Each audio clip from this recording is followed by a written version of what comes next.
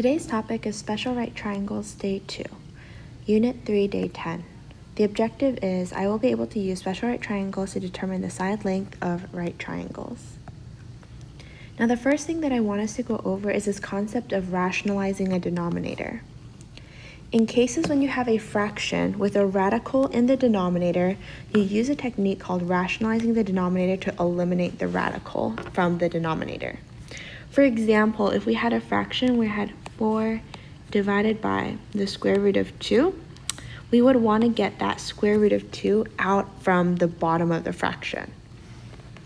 Now, rationalizing the denominator is kind of annoying, but there's a few reasons why it's useful to do so, and I want to let you know because I remember in high school having to do this and thinking it was so pointless. First, it makes it easier to understand what the number actually means when we don't have a radical in the denominator, because we know that the square root of 2 is approximately equal to 1.4, and then with a lot of decimals after it. So 4 divided by 1.4 is kind of hard to think about, and when we rationalize the denominator and get that radical out of there, it makes it a little bit easier to understand that number. Second, it makes it easier to recognize like terms when all the terms have rationalized denominators. So if you have a square root of 2 in the bottom and then you have another term, sometimes it's hard to identify that both of those would be like terms until you rationalize the denominator. And third, mathematicians have decided that this is the simplest form and is now the norm. And sometimes that's just how it is with math, the same with science. That's just how it's been done before, and that's how we recognize and continue to do it now. So as a review, these are our special right triangle guides. So when we do some of these other examples, we're probably going to come back to the rules that we discovered in the previous lesson.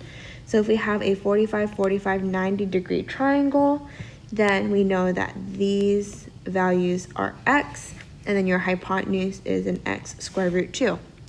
If you have a 30, 60, 90 degree triangle, then your shortest side is a, your hypotenuse is double that, 2a, and then your other leg is a square root 3. So let's go over what the process of rationalizing the denominator looks like. When you're given the equation 20 equals x square root of 2, the operation between the x and the square root of 2 is multiplication. So to undo the multiplication and get x by itself, we need to divide both sides by the square root of 2.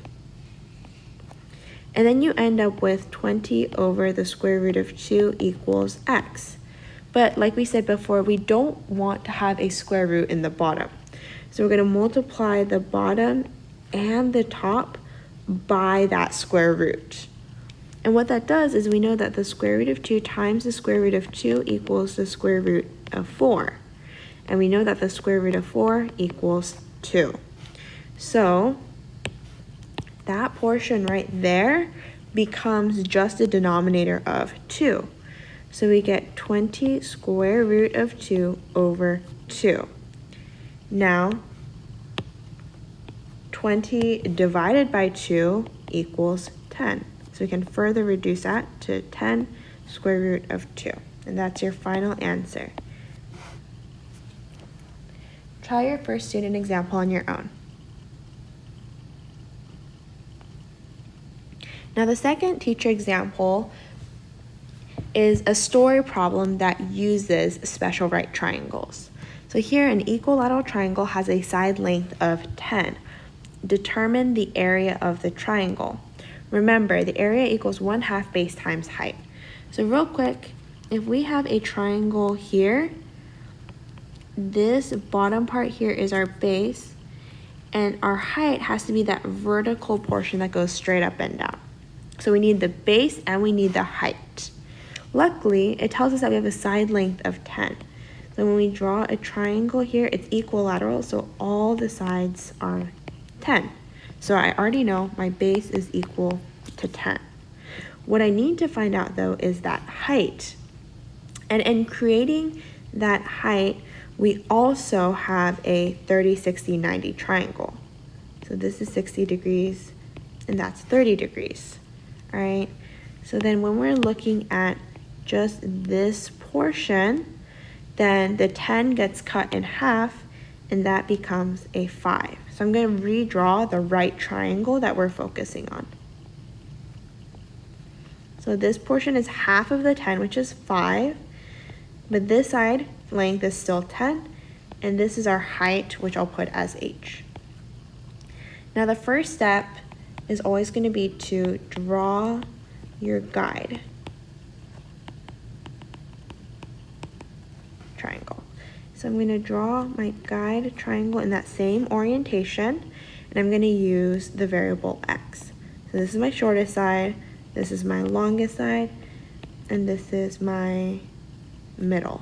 So I have x, 2x, x square root of 3. Second, write my equations. So first, let's do h and x root 3.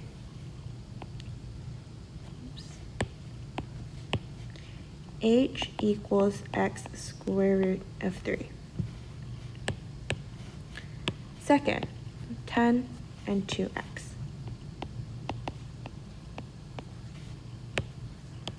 Last, 5 equals x. Now, if I know that 5 is equal to x, then I can plug that 5 in for that x right there. So my height equals 5 square root of 3. So h equals 5 square root of 3, which means here I know my height is 5 square root of 3. Now I have all the information I need to use my equation here for the area of a triangle. 1/2, base is 10, and 5 square root of 3.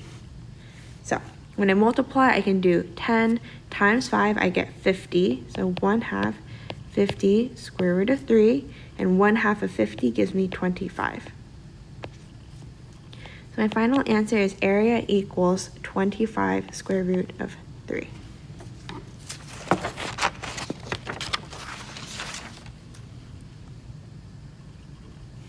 Take a little bit of time and try your second student example.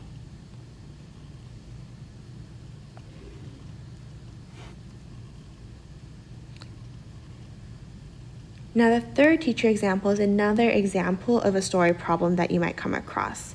And this one is a little bit more complicated. So roof trusses, which are the top parts of the roofs, are often use right triangles to make a flimsy 2x4 more rigid to hold up the weight of a roof. If a house is 40 feet wide and the roof is an isosceles triangle with a base angle of 30, how far is it from the bottom edge of the roof to the peak? So I want to start by drawing a picture. We have the roof of a house that's an isosceles triangle, right? And in order to make these parts more sturdy, you might have this in the middle. And this creates your right triangle, okay? Now it tells you, if your house looks kind of like this, that this portion of your house is 40 feet, which would make this portion of your house, the roof, just 20, right? Now the other part that's really important is that the base angle is 30, which means this angle right here is 30 degrees, which means this angle right here is 60. So if I am going to draw my, here's a triangle I'm working with. This is my 60, right, 30. And I know this side is 20, and this is going to be the side I'm looking for. Okay, then I'm going to draw my guide triangle. So step 1.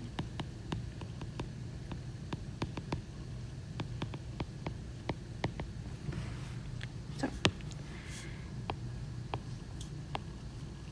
let's start with a 2a square root of 3. Okay. And let's just put this one here as y, okay? Then I need to write my 3 equations. So my first equation, y equals a. My second equation, x equals 2a. My last equation, 20 equals a square root of 3. Now I need to find the equation that only has one variable, and that happens to be this third equation here. So in order to solve for a, 20 equals a square root of 3, I'm going to divide both sides by the square root of 3. So I have a equals 20 divided by the square root of 3. But as we talked about in the first teacher example, when you have a denominator that has a square root, we need to rationalize the denominator and multiply the top and the bottom by that square root. So again, we know that the square root of 3 times the square root of 3 is a square root of 9, which the square root of 9 equals 3. So we get 20 square root of 3 over 3. And we know that is equal to a. So here is equal to 20 root 3 over 3. But remember, what we're looking for is how far is it from the bottom edge of the roof to the peak. And that is talking about this side of our house. And we know that portion is x. So x equals 2 times a, which means it's going to be 2 times 20 square root of 3 over 3. So 2 times 20 equals 40 square root of 3 over 3. And that's our final answer. Okay, try this next example on your own. I've helped draw out a picture because I don't know if everyone knows what a grain elevator or a silo is. So use the picture to help you out, okay? In your summary, make sure you guys write 3 to 5 sentences summarizing the main ideas using your vocabulary and any questions that you might have. And here's a little joke for you guys. See you guys in class.